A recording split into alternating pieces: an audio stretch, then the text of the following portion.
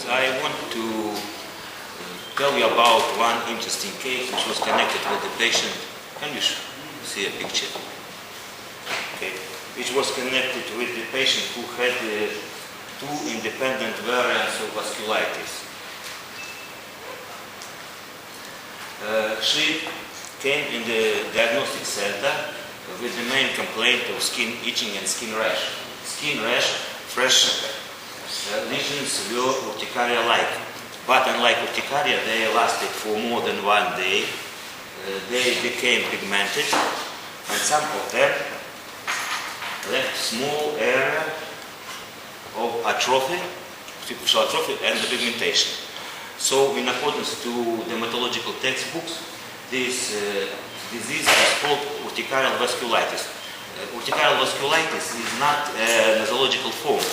It is a manifestation of different vasculitis. So, this is her biopsy. We saw small vessels in the upper dermis and deep, surrounded by mild lymphocytic infiltrates. Lymphocytic infiltrates of this kind can be found not only in vasculitis but in more frequent diseases, so-called perivascular dermatitis. But in the such as urticaria, such as eczema, such as psoriasis, and numerous other diseases. But in these diseases, perivascular infiltritis is caused by the inflammatory factors coming from epidermis. So these diseases involve only superficial vessels, not as in this case. And so we additionally made immunohistochemical stain for immune deposits, immunoglobulin A and G, and what we see, it was inside, it is staining of plasma inside the vessel and no staining of the vascular wall. And besides the second complaint of neurological character, she complains of weakness, dizziness, headaches. 2 years ago, she was admitted in neurological clinic with the same complaints. That time, doctors additionally found mild left hemiparesis and generalized seizures. Her medical report mentioned arterial hypertension. After treatment, there have been no more seizures, with only weakness, dizziness, and headaches left. A neurologist found blood pressure, low blood pressure on her arms and increased blood pressure on the legs. She suspected aorta arteriitis, and MRI found that all main branches, first branches of aorta, were involved in this process. And so you can see from this picture explanation of her neurology.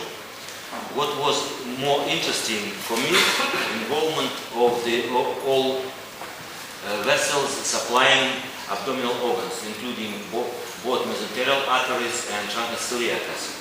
Why it was interesting, I will explain to you. Just a minute. The patient had been healthy till 2000, when she started feeling bloated after moderate food taking, later diarrhea and blood in feces action. Her medical report is saying that she was diagnosed as having ulcerative colitis that was confirmed by rectoscopic examination. There are no details of the exam. The report is saying about hemoglobin, 46 grams per liter, low red blood cells, normal, slightly increased white blood cells. Urine tests and blood biochemistry were normal. The patient has reported no abdominal complaints since 2004. So we can try to connect her previous abdominal problems with aorta arteriitis, because there were signs, clinical signs of chronic abdominal ischemia. After exertion, after food, after defecation, she had pains. What was very characteristic, this is similar to stenocardia. And besides, she had, probably she had ischemic colitis with hemorrhages. Ischemic colitis, these are necrosis, superficial necrosis, unlike infarction, which can be accompanied with this symptom. Laboratory, nothing special, excluding high erythrocyte sedimentation rate and increased C-reactive protein. Rheumatological tests, rheumatoid factor, anti-nuclear antibodies, and were normal. Urine test was made many times during these years, always normal. Okay. Colonoscopic exam. Although she had no complaints for 2 years, this exam was made. Everything looked normal, excluding rectum. At 15 and 20 centimeters from the rectus-sigmoid junction, the lumen is circular nerve due to dermatosis hard mucosa, which is purple and woody hard, easily bleeding after touch by colonoscope. The length of these areas are 2.5 centimeters.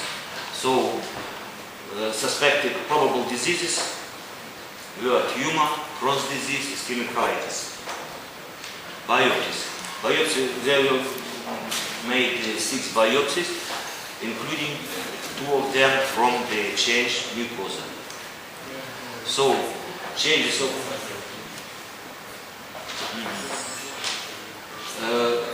unchanged mucosa, no changes of epithelium and glands found, mild presence of inflammatory cells, including lymphocytes and neutrophils.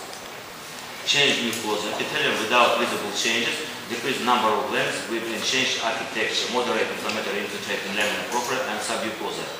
The infiltrate consists of lymphocytes and neutrophils with predominance of neutrophils. Significant angiogenesis presented with numerous capillary-type vessels. Foci of fibrosis in some mucosa. So you see the description.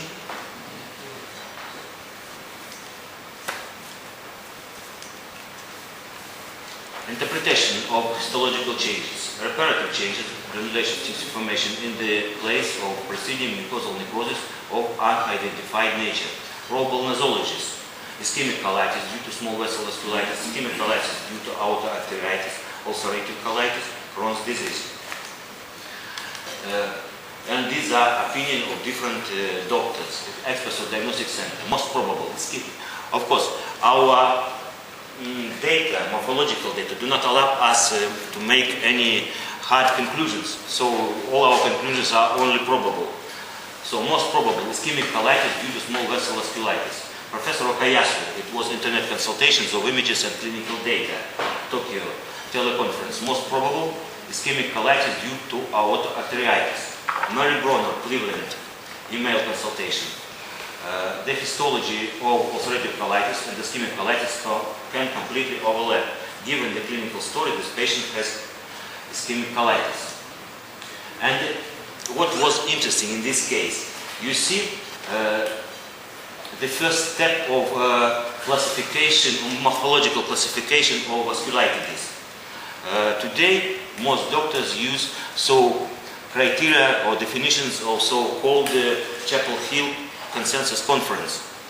And you see, there are sizes, which is the first step of diagnosis, sizes of large size vasculitis, obviously involve first branches of aorta, plus minus middle size arteries. Small size vasculitis, you see here, involve small vessels which have no muscular layer, and plus minus middle size vessels. And the middle size vasculitis, they involve only muscular type of arteries. In our case, what we saw, we definitely saw vasculitis involving large size and vasculitis involving small size. Do we have 2 vasculitis in one patient or 1 vasculitis affecting arteries of all sizes? We are not ready to answer this question. We suggest that these are 2 vasculitis for medical science, today medical science, but 1 vasculitis for the patient. And another question. As far as we have no definite idea what was the cause of damage of the rectal mucosa, what is your opinion? What was the cause of the damage? Ischemic colitis. Okay, small vessel, large vessel, vasculitis was the cause of this damage. It's interesting, I think. I don't agree with Dr. Okayasu that it was large size, and I can explain why. Why? 2 years ago, when she had complaints connected with pains after food, clinically, not morphologically, she had what we call chronic abdominal ischemia. And if atherosclerosis or other occlusions of large vessels cause this disease, ischemic colitis is going together with chronic abdominal ischemia, with this clinical picture. But of course, there are exceptions. For example, after heart failure and so on, we can have this without chronic abdominal ischemia. But in this case, we have not seen such signs that she had any instability in her heart function. So, I think that 2 years ago she had such a chance. But these lesions were rather fresh. She had no complaints. So, indolent cause could be caused both by idiopathic inflammatory bowel disease or with small vessel vasculitis, which affects only small area. She didn't have any clinical manifestations of large involvement, which is characteristic for large vessel causes of the abdominal ischemia. Of course, I'm not sure absolutely. Okay. Thank you for attention.